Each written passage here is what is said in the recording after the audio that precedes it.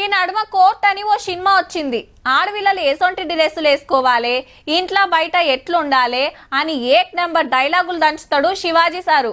Heroine ఓ పిల్లగాన్ని లవ్వాడితే ఆ పొలగాన్ని ముప్పు తిప్పలు పెట్టి 3 షెర్ల నీళ్లు తాగిచ్చిన మంగపతి యాదున్నాడు కదా.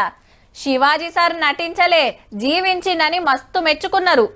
ఈడికి మంచిగానే ఉన్నది కానీ సినిమాల లెక్కనే డైలాగులు బయట కొట్టే వరకు గిట్ల ఉల్టా అయిందుల్లా. నా స్పీచ్ లో దొర్లిన అన్పార్లమెంటరీ వర్డ్స్ ఒక 2 పదాలకి నేను సిన్సియర్ అపాలజీస్ చెప్తున్నాను.